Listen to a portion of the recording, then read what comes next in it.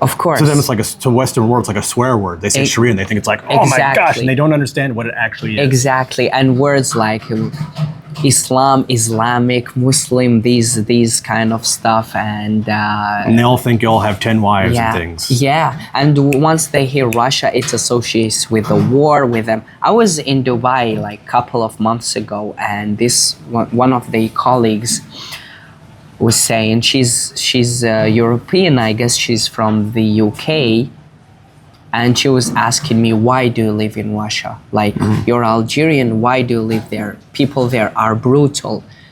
And they speak also about the people, even though they don't know. And even if they had experiences with expats that move from Russia to their countries, they don't always represent the whole nation. As in the US, when you find some people who are not good in the common sense, you don't like say that all America is bad or all the UK is bad just because there's some party or some people who are not behaving well, right? Now in London, for example, there are many people with the machetes riding a scooter or a motorbike and stealing phones. That doesn't mean that the whole UK is like that, right? Or in France, for example, a lot of stealing and so on. Or in America, when you find people doing drugs and so on. That doesn't mean that the whole nation is like that. So doing and thinking about and believing stereotypes is not a good thing because it doesn't get you anywhere. It's good to be open to new ideas. Unless you're a politician and you have an agenda to spread a stereotype. Well, exactly. So if you're open to new ideas, new cultures, you want to learn, you don't stop and you think you know everything. If you start believing that you know everything, that's it. You stop developing. You will live in a box and you never think outside the box. So it's always better in America, some people do actually live in a box. Yes, and that's the thing. Not they have only a huge in homeless America. problem. I know, but America has a monstrous homeless problem that even a lot of people in Russia and even the Arab world, they can't understand the scope of homelessness that exists in the United States right now. It's unfathomable to them because in Russia, we have a right to housing. And in most of the Muslim world, because of the religion, they will be taken care of in one way or the other. Of course, in the Muslim world, everybody takes care of the one who's in need. And I got to say something because we're speaking about a category of people that talk about peace all the time, right? We want peace. Why are you starting war? If you want peace, you have to start listening to others. You have to start knowing that not all people are the same. You have to start discussing, debating in a good manner, not silencing people, not canceling people as they did to you, right? You told me about your story. That doesn't get humanity anywhere. Just communication among cultures. Communication is very important, and people have to stop believing that they're the best. Absolutely. We're the best nation. We're the best this. We're the best that. Everybody's we're unique the in their own leaders way, but of the world. you don't have. Not everybody can be the best. It might even be the best for some person. Exactly. So everybody might have their own country's best for them, but it doesn't mean it's the best for everybody. Yeah, exactly. So this critical thinking of your own thinking is sometimes important, not to get to some kind of depression or something about it. No, you have to think before saying something, before offending someone, before having an opinion about something. And also, when you adopt an opinion, you have to be ready to defend it, right? You don't just adopt an opinion and just throw it out there and you have no proof. As you told me about toilets, it's like, what's this level? Some people, you find them, they're smart, but they're saying such things. I mean, academically, maybe they're smart. You have always to learn, to study, and not only look from one source, because the media is brutal. The media sometimes says things that I'm talking about mainstream media. So you don't have to look from only your side. You have to look at the other side. And that's where you can come to a compromise, right? That's why I read news sources from many sides. Even if I don't agree with them, I try and see the differing opinions, even if some of those opinions are quite odious to me. Exactly. And one thing I want to say, why, for example, America got this huge level of development? Because there are a lot of foreigners and they knew how to, even if it's in a small place or an environment or a company. They also had some forced employment of African people. I understand what you're saying. What I'm saying is there should be no difference regarding nation, skin color, and so on. And also, they don't have to enforce that in a company or something. All they should be from different. Yeah, where you have forced diversity. Yes. No. Do you feel that in Russia, it's in general? I mean, of course, every place on the planet has some sort of discrimination or racism. You can never completely eliminate it. But within Russia, do you think they're doing a pretty good job as far as, between the religions, Christians, Muslims, between the skin colors? Do you think they do a decent job here, or is it? The short answer is yes. And I'm going to explain more a bit on that. I'm going to start from my own personal experience. Well, first of all, I study with the Russians and with other nationalities. If we talk about the university or the universities in Russia, many people from different countries come to study. They're welcomed here. Regarding my work, I work in a very good company with colleagues with the same mindset I have. I work internationally, so it's very cool. I never faced any problems regarding to what you mentioned as racism or something. No. And not discrimination based on religion either, or? Look. Always you find people who think like that, not only in Russia or in my country or in America, but the good way to go is just you don't have to pay attention to that, because you have your people who you share your ideas and thoughts with, and people are of a different level. If a person is tending to be a racist or a discriminator, it's his own problem. And usually, unless they're a manager or hiring or in a government position or a position of power. Well, exactly. And this we don't notice. If you read the Russian law, it has nothing that is discriminating. And that's the good thing about it. And how does it defend against discrimination, though? If somebody in a position of power was discriminating or whatever, are there defenses against that? Do you see a lot of that? I've never faced any issues like that, but I believe that when somebody faces real issues regarding to racism or discrimination, the law will take care of this. I'm gonna just come back to the racist part. The way I view it is that I'm gonna tell you something about racists. So racists usually have internal complexes and discriminators as well. And even if we talk about a younger generation, we call that bullying, right? The same thing. It comes from internal complexes. So you have internal problems and you're translating them to the world or to the person you're speaking with.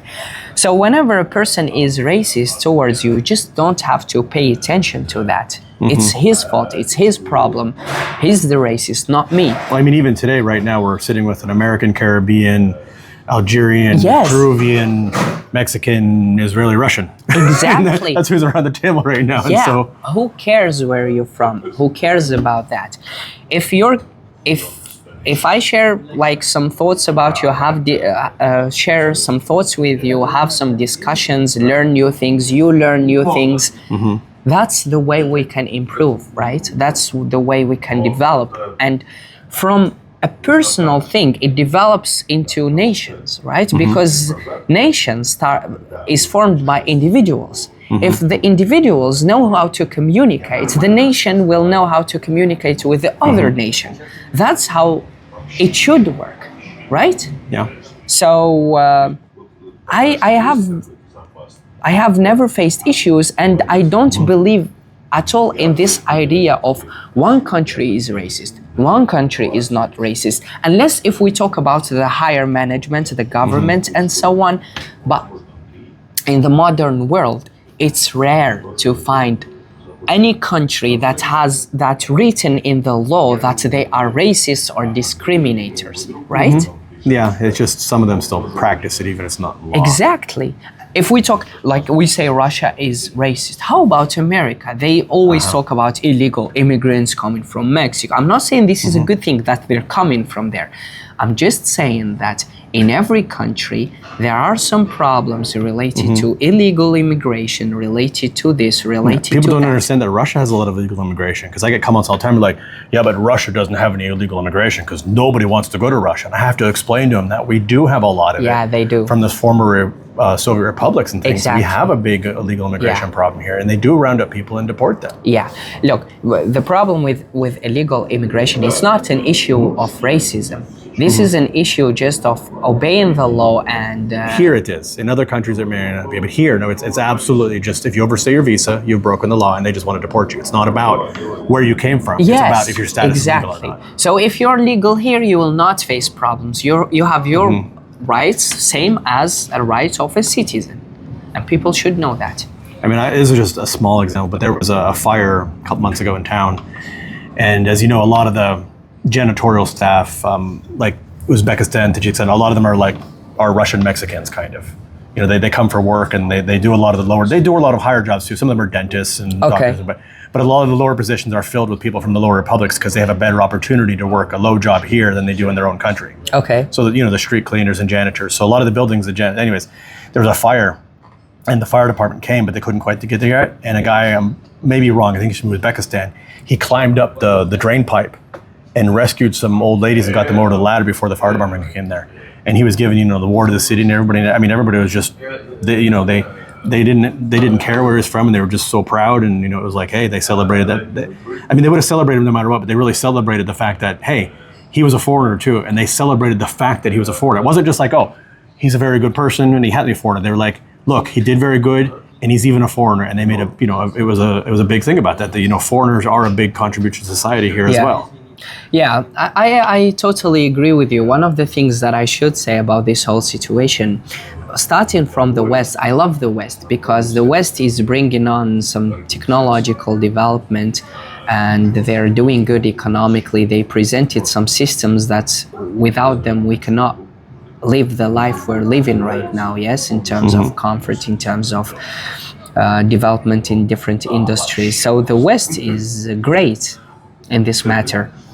However, if we talk about Russia, if we talk about some other countries, the United Arab Emirates, which is on fire right now, right? Dubai, UAE is a country. Yeah. But most Americans think it's Dubai. So It's Dubai is a city. Yeah. And one of the Emirates of the UAE, but if you don't know where the UAE is, we're talking about Dubai and the country Dubai is in. Yeah, also Saudi Arabia. So all of these stereotypes. Now China as well. Now Russia is the 5th economy in the world. Once you bring in PPP, yes. Yeah. So if we talk about this, we talk about the fact that in the West it's good, but here it's also good. In the United Arab Emirates it's also good. They're all, and we're all contributing to the development of this world so that we make it better for ourselves, for the next generations, for our kids, grandchildren, and so on. That's why it's not fair and it's not good to try to set up people so that they speak bad things about Russia and China and the Middle East just for you to fit and develop your agenda and your ideas. And I'm gonna say this. Many people, whenever I travel, try to set me up so that I say bad things about Russia. I will never do that. Never, ever, ever. It's the same. That's because the Kremlin pays you too much. It's the Once you same. met Putin, he gave you that stack of cash, and he's like, you have to say good things about Russia. Look, give me a break. Here in Russia, if Did he pay you in euros or useless rubles? Here in Russia, if they try to also let me say bad things about the West, I'm most likely not going to say that. The only thing I can comment about is some kind of hypocrisy because I'm affected personally because, for example, if we talk about France, right? The Western free leader, etc., etc., the same thing the US says all the time. They colonized us for 132 years and now they're coming and trying to teach us how to live the right life. I can speak about that because my grandparents had personal experience with this, right? And they have no right to teach me how to live or what's the right way to live, right? I can learn from them the things that they're good at. Technology, economy, healthcare, these Colonization. things. So it goes both ways. Food, in Russia, I cooking, will not say bad right? things. In Russia, I will Algerian not. food is awesome, by the way. It is the best. Algerian You should food, try it. Yeah, Algerian food is really. I'm not making a joke about that. North African food, and I mean North Africa has a common type of food. Algerian has its own specific food. They're related, but it is truly awesome. Awesome. So the bottom line is, in Russia, I'm not saying bad things about the West just because they want me to do so. I will say the things that I believe in, right? I love the West. I don't like the hypocrisy of some Westerners. Not all of them, but A lot of a them. high percentage of High them. percentage of them. Okay. In the West, Sorry. and you're fine? Yeah, fine. Awesome. In the West, even if I move there, there is a chance I will move someday to the West. Please don't. I will not. Do it or makes you happy and is good for you. I will not say bad things about Russia in the West. They will not do because I don't believe that. We just want to this. keep you a top student. We want to keep your intellect on this side.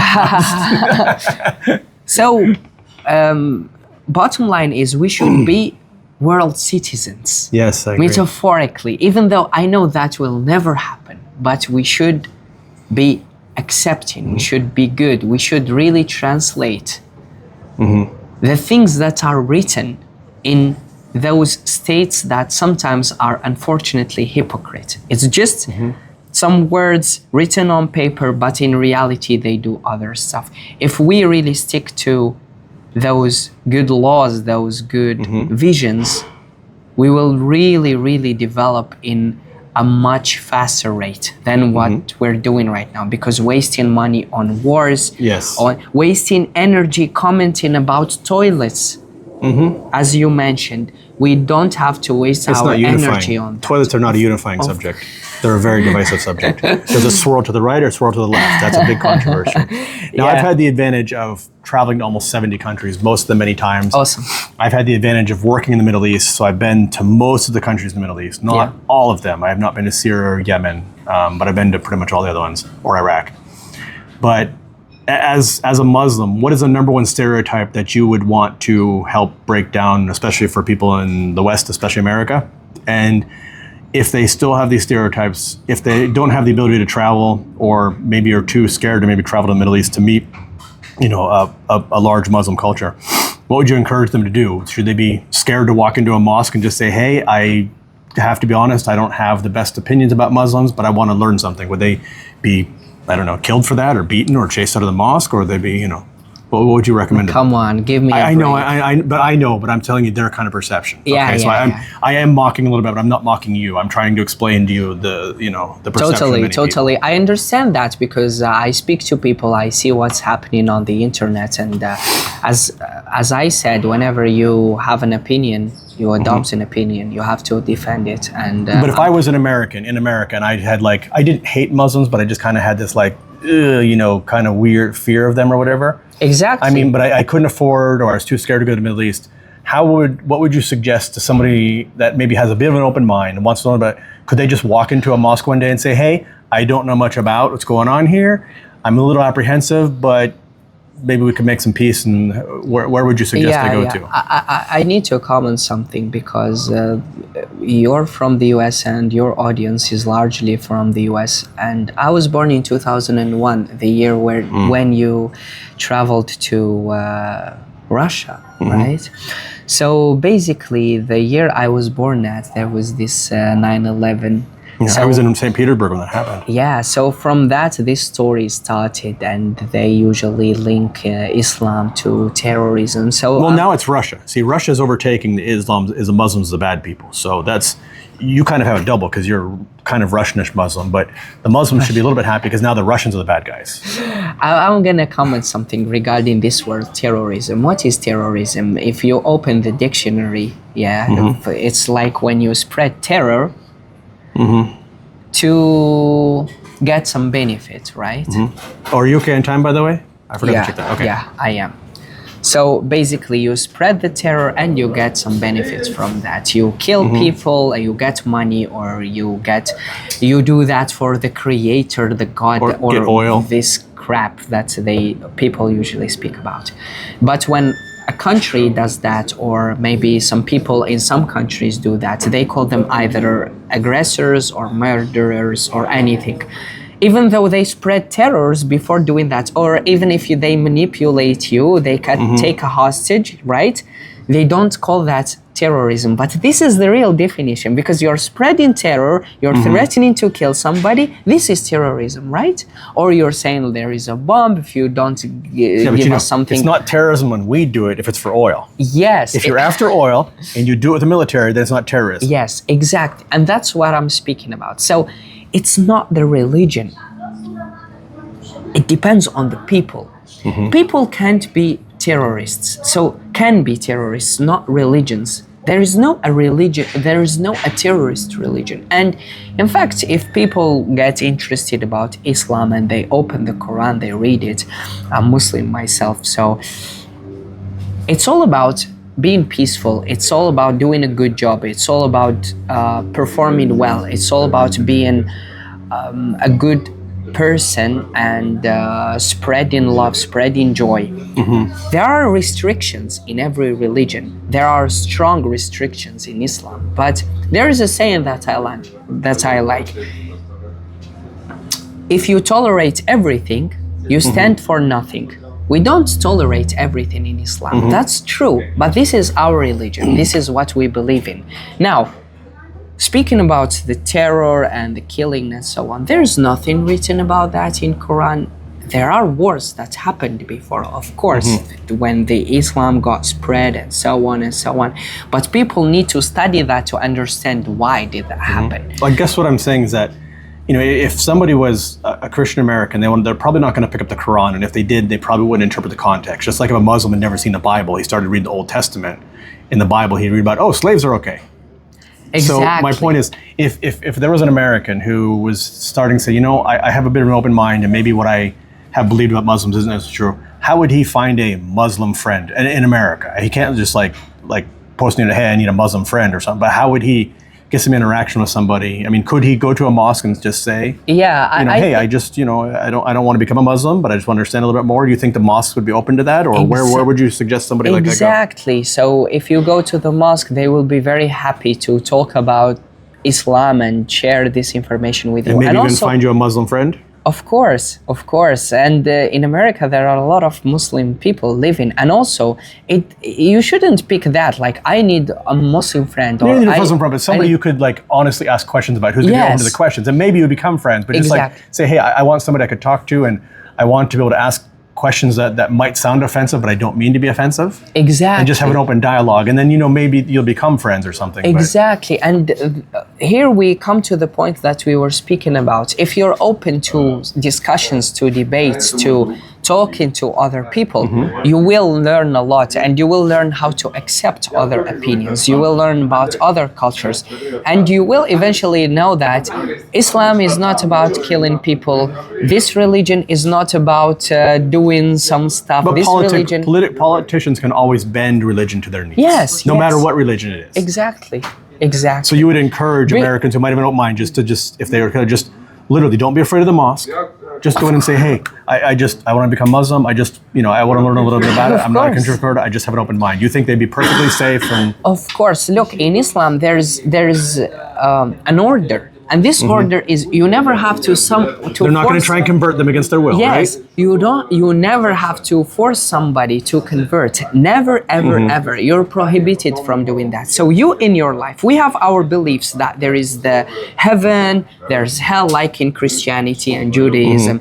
But people in this life, dunya we call it, now, it depends. People think that there is this, there's that, the life after death. It doesn't matter. You are entitled to live the way you want. Even if you were born a Christian, you were born, for example, a Jew or an atheist or a Muslim, you can live your life. You're entitled to, you have your own choices, your own lifestyle.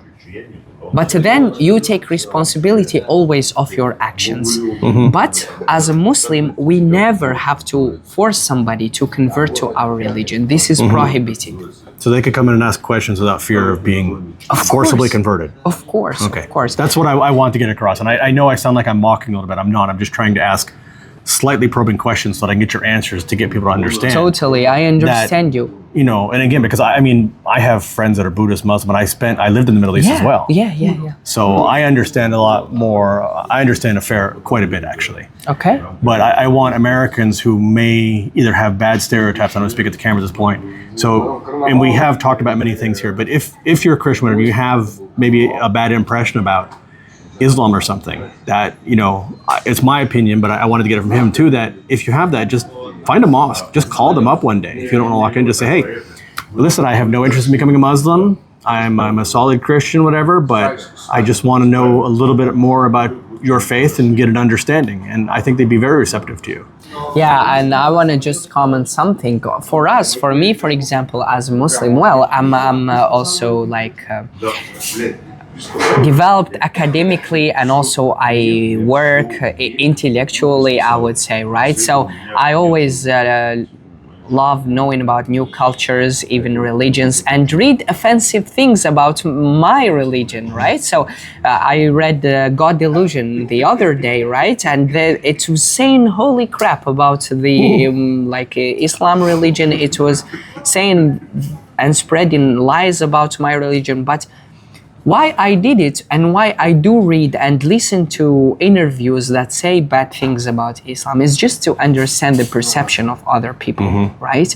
To understand where they're coming from. And it can be tough to get into those uncomfortable spaces. Yes, it is uncomfortable, but you gotta know what other people think, so that when you have conversations with them, you don't get directly offended. You know how they think. It's all right. We have communications, we have debates, and it's all about communication in the end, right? It's all Find about the common ground. getting along. Even if we disagree on something, we can still sit together and even be friends, right? Find the common ground. I've had to say that I've always been very open to different religions, different viewpoints, but politically sometimes I would stay away from certain people and certain views because I just didn't want to associate. But in my position now, especially, you know, fugitive and needing help, friends, that I don't give a crap anymore. But I mean, I was always conflicts with religion, but now it's even political. I have friends that have some views that politically are really odious to me. Yeah. I'm not talking like Nazi level stuff, okay? I mean, I do have a point. It's like I will not associate with certain people. But I have people that have some political opinions that I find pretty offensive. But we're friends. We can sit and have a drink and we can be friends because I've learned that it's more important to have the friendship there and at least try and understand the point of view. And plus, in my situation, I need as many friends as I can get. Yeah, exactly. Chad, it was nice speaking to you. I'm afraid I'm going to have to leave. I just want to say something to your audience because I just met you yesterday, right? Yeah. And I'm here in St. Petersburg for a few days. It's the 6th time I come here. I love the city. The city is awesome. If you ever come to Russia, come to St. Petersburg. It's the best city. Exactly. So I wish you best of luck in your content creation and all the things that you're doing. I guess I believe you're in a good track.